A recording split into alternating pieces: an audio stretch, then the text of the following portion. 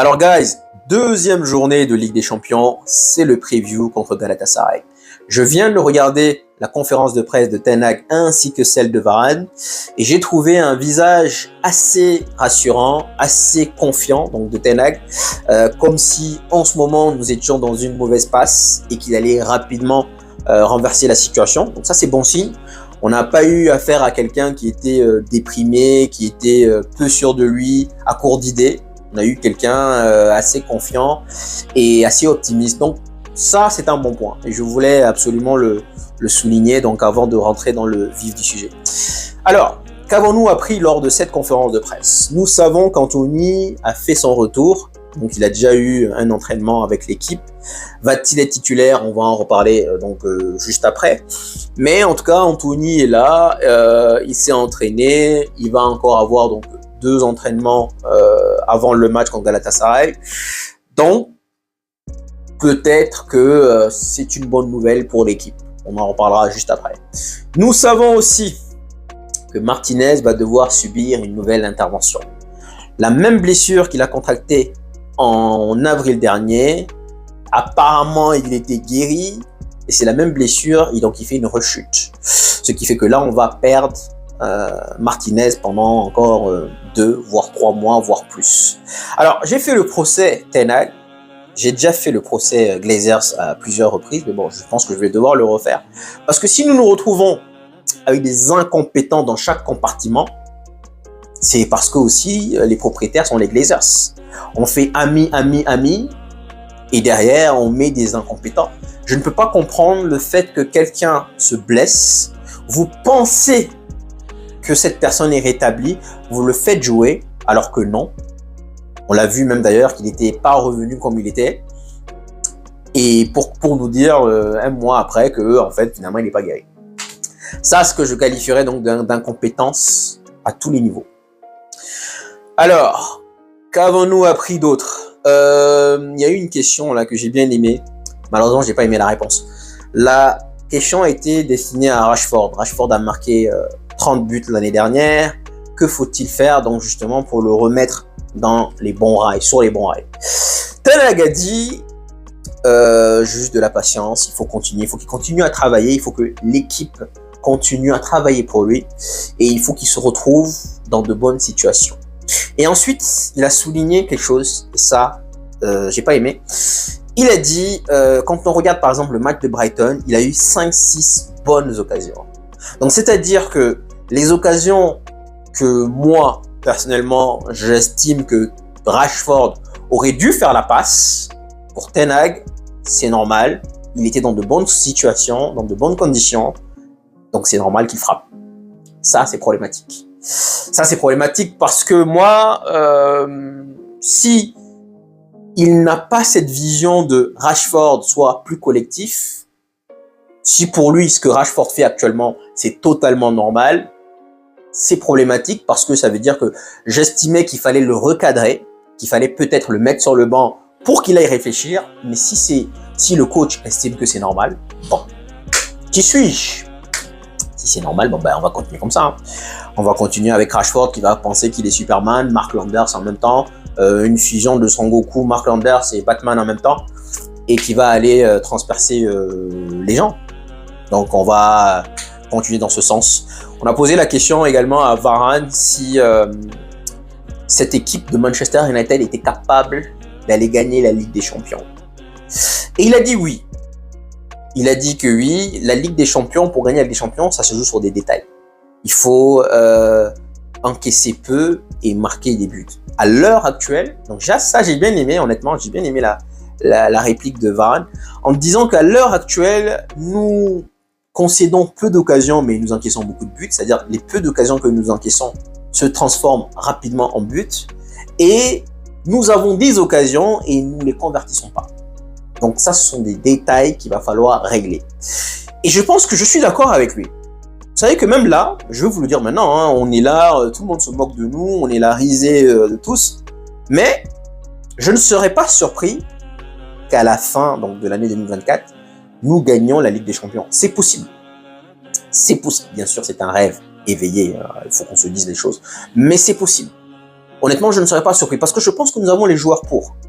Je pense même que le coach, s'il arrête d'être borné, ce que je réclame, moi, en fait, c'est juste... je dis pas qu'il faut, quand je dis Rashford sur le banc, je dis pas qu'on va jouer toute la saison 2023-2024 sans Rashford. Mais, pour moi, c'est évident, c'est une évidence de le mettre sur le banc le temps qu'il réfléchisse, le temps qu'il aille cogiter un peu. Pour moi, c'est ce qu'il faut faire. Qu'il aille se remettre en question. Et derrière, je pense que ça va toucher son ego et on va retrouver le Rashford. Je vois un Rashford contre Leipzig qui était sur le banc, qui rentre et qui te met un triplé. Je vois un Rashford contre Wolverhampton qui était sur le banc et qui rentre, qui nous marque 2 buts, même si le deuxième a été annulé.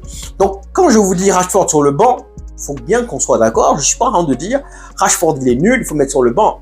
Mais il faut le mettre sur le banc 1 match, 2 matchs, voire 3 matchs, histoire de...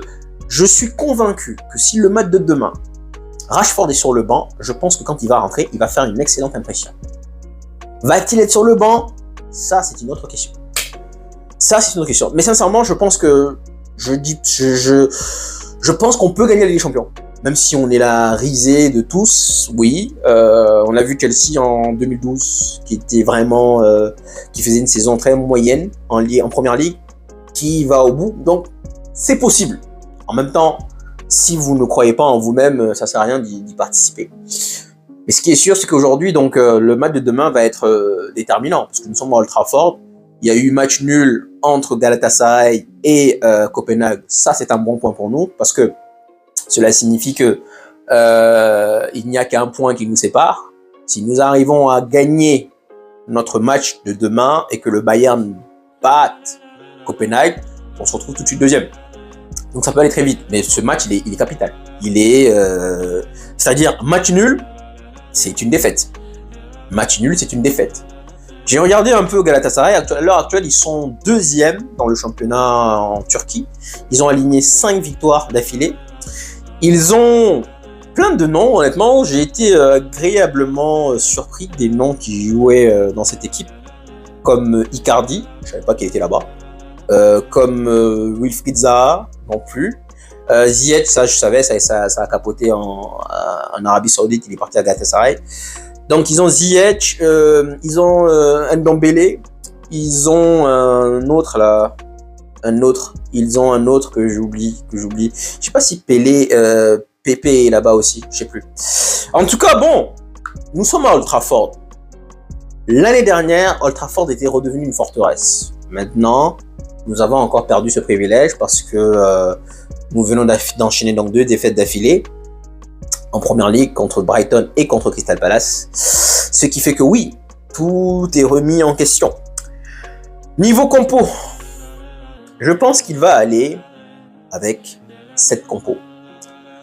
Je pense qu'Onana va enchaîner. Dalot n'a pas le choix hein, puisqu'il n'y a pas d'autre alternative, donc Dalot va jouer. Varane va jouer. Là, j'ai un doute entre Lindelof avait joué la dernière fois, donc je pense que là, il va repartir peut-être avec Evans, peut-être avec Maguire. Bon, j'espère pas, mais peut-être. Moi, j'opte pour Evans à l'heure actuelle.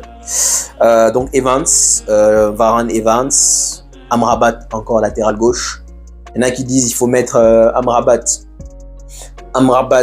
milieu. Oui, mais ça c'est à condition que Ten Hag fasse confiance aux jeunes. Alvaro Fernandez a été prêté. Je suis sûr qu'il doit avoir au moins un autre jeune dans les U23. Qu'on aille nous chercher un jeune et qu'on le fasse jouer. Et là, on pourra remettre Amrabat au milieu. Mais bon, ça, Ten Hag ne le fera pas. Donc, Amrabat, latéral gauche. Ensuite, Casemiro.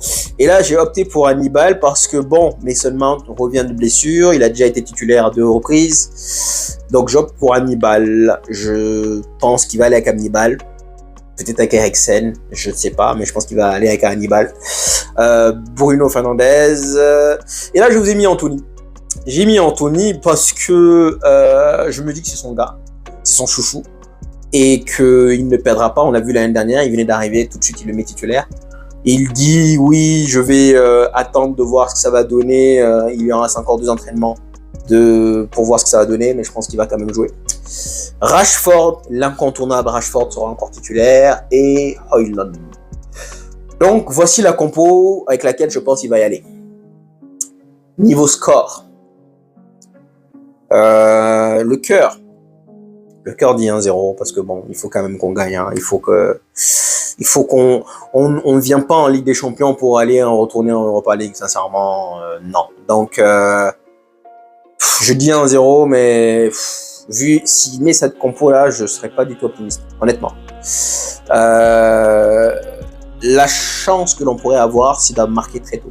Marquer un but dans les 5 premières minutes, et puis voilà. Si on marque très tôt, derrière, on pourra dire que on pourra dérouler. Mais cette équipe, elle est en panne de confiance. Elle en manque de confiance.